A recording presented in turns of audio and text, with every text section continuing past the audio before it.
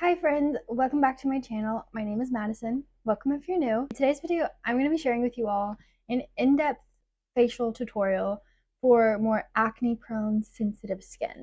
To preface, I want to talk about my skin just a little bit to give you a little bit of understanding of how I take care of it, I guess. If you're someone who has skin similar to mine, I used to have completely clear skin. I didn't really have any issues. I had some blemishes here and there, but for the most part, my skin was so clear. A few years ago, I had some things change medically, and so I'm pretty sure that what I had to go through changed my skin drastically, and now I have very acne prone, sensitive skin. I literally have to be so cautious when it comes to washing my face, using product. I also want to preface, I am a licensed cosmetologist. I am not a licensed esthetician. In school, I was taught like a basic facial, but not to any degree of what an actual esthetician is. So I'm not saying that any of this is necessarily correct, but I'm saying this is what I found for my skin and what I feel like maintains it well. If you've never done some of these steps before, you can do them improperly and actually cause harm to your skin. So take everything that I say with a grain of salt. Disclaimer for you all. I typically do this kind of skincare routine if I'm really feeling like my skin is feeling really congested, or it's just really starting to break out and is bothering me, or say I have like an event or something coming up and I really want my skin to just feel clearer for it. I do a lot of these things to prep for stuff like that, or also just if I'm just needing a little bit of a pick-me-up, you know?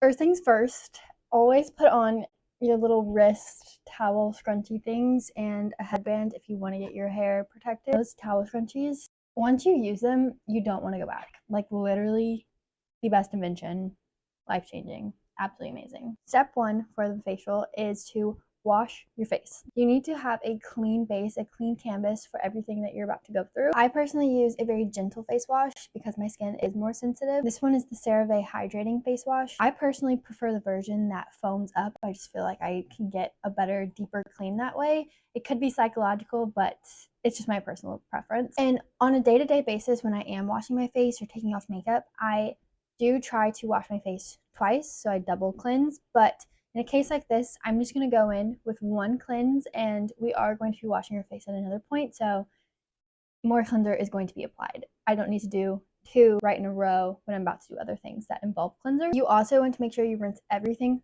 thoroughly. You want to get all the soap off your face, all the things, and then I'm not going to dry my face right away. I'm actually going to take a small amount of cleanser, just a very small amount. I'm not trying to go like super heavy like I just did. Just a small amount of cleanser, and I'm putting it over basically like my cheek area. This is to follow into step two, where I am now going to gua sha my face. If you don't know what a gua sha is, it's basically this little flat metal or sometimes a stone material. It essentially helps you drain your lymphatic system, and it helps make your face look less puffy. And done consistently, you will notice that your face will start to change. I did this so much before my wedding, and I feel like my face looked so much slimmer at my wedding, and that was because I was being so consistent of doing my gua sha. With your gua sha, you need it to have slip. If it's just on your dry skin, you're going to pull and your skin is going to get hot. In the long run, it's going to be very damaging for your skin because you're pulling it dry and your skin is not meant to do that. Always make sure you have some kind of slip with it. I found personally that if I use a little bit of face wash, it helps make it glide a lot smoother. But the way that you do this, I start by pressing at my neck, and this helps to open up your lymph nodes so that everything can start to drain. As well as on your collarbone, I'll press like this, maybe 10 to 15 times. Same up here, like 10, 15 times. When you do this, you want to make sure that the gua sha is flat to your skin. You want to have a slightly heavy hand with it, but if you're in pain, you're going too hard. Every motion is about like 10 to 15 swipes, I would say. I typically start on the top of my cheekbone, then move to my actual cheekbone. And for the cheekbone, I use the part that is indented, and I swipe that on my cheekbone so it morphs to my actual face shape versus some weird angle where I'm in pain. You do have a bone right here, and if you swipe too hard on your bone, it will hurt. After your cheekbone, I move on to the lower half of my cheek, the jaw area, if you will. Lastly, I again am taking that groove on the gua sha and I'm going on my actual jawline. This is going to actually like sharpen your jawline. It's going to make you appear more snatched. The best part of using your gua sha. Now for step 3. This is the number one part that I'm saying use your own discretion. Technically, this is an esthetician service. This is dermaplaning. Dermaplaning is an esthetician service, so everything I'm saying, take with a grain of salt. I am not a licensed professional when it comes to this. For this part, I, again, take a light amount of cleanser to my face, suds it up so I have some kind of base and slip to my skin. And I also like to use cleanser for this part because when you are going in with the blade, I know it's easy to essentially be pushing stuff into your pores, especially with this not being a professional blade. Just like an eyebrow razor you could get at like TJ Maxx, Walmart, Target, Ulta, all the things. I found that when I do this with cleanser on my skin, it essentially is prohibiting putting too much gunk in my skin. I'm putting more cleanser into my skin if stuff is truly going in. Again, I'm not licensed, so I don't know for sure. Also, when you are dermaplaning, you want to be careful in the angle of how you hold the blade to your skin, very similar to the gua sha, because you don't want it to be straight on your skin. You want it to be angled down onto your skin so that it has some space to move. Essentially, all that this is going to do is remove the peach fuzz on your skin. And we're all human. We all have hair. Some girls will get hair like in this region. I personally get like a couple hairs like right here that I want to pluck sometimes. So this really helps just alleviate everything. You remove all your peach fuzz.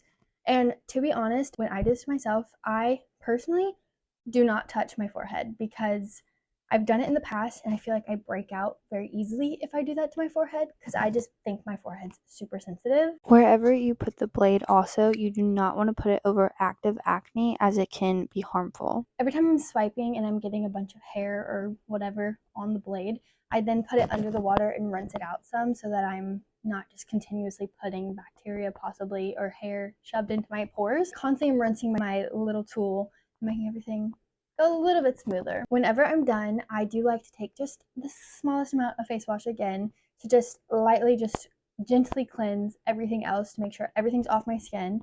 And then I go in with a little washcloth and I pat my skin dry.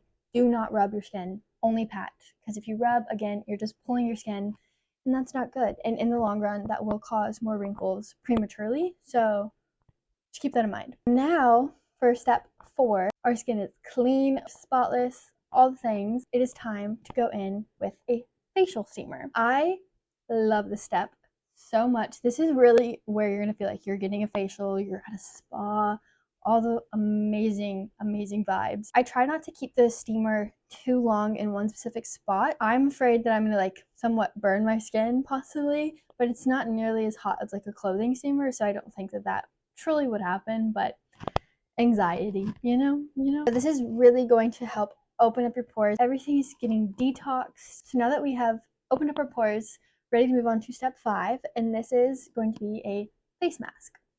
I love a good clay mud mask, anything like that, a charcoal mask. I love that so much. Personally, I'm just out of it. I don't have any at the moment, and if I did, that is what I would use, but I do have a little hydrating sheet mask with me. Keyword for hydrating.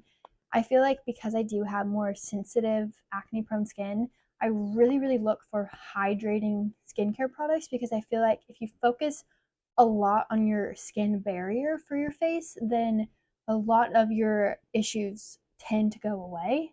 I found that personally at least. And whenever I started looking at those hydrating products, I noticed a massive shift in my skin. I'm using just a typical sheet mask and it's just a hydrating one. Leave it on for like maybe 10 minutes. And I also found in my drawer, I think my mom got me this for like a birthday or Christmas at some point in the past, and I've just never used it apparently, but a little lip mask, just very hydrating. And I thought while we were already at it with the face mask, why not throw on the little lip mask and just continue to make a fool of ourselves for the internet. I love to rub in the remaining serum left behind from the sheet mask because it's so hydrating, and I also will rub it down onto my neck as well. I'm going in with the Vanity Cream Daily Facial Moisturizer. This is like one of my favorite face lotions I've ever used on my own skin. 10 out of 10, I cannot recommend enough. It literally feels like your skin is just drinking water. It feels so amazing. Lastly, for products, I'm going in with the Bioma Hydrating Serum. This one I use when I feel like my skin is super, super dry. It's so good for the wintertime for my skin. And say I've like burnt my skin, like I'm out in the sun and I have some sunburn like on my cheeks or something, I feel like this is really good to just preserve my skin because obviously sunburned skin is a lot more dry skin. So if you do have very dry skin or very sensitive skin, I have found that this is such a good product. But again, everyone's skin is different and everything's going to work different for you. But personally, if you have skin similar to mine, I think it's a good one. If you guys try this out for yourself, leave me a comment down below or tag me on TikTok or Instagram. My socials are linked down below, and I have been posting a lot more on those, being more active. So go follow if you're not already, and subscribe if you're not already to see more content like this. And if you have any other video recommendations that you would like to see from me as well, leave those in the comment section. I read as many comments as possible and I try to respond to as much as I can. Thank you all so much for watching. It means the world to me, and I will see you in my next video. Love you guys. Bye.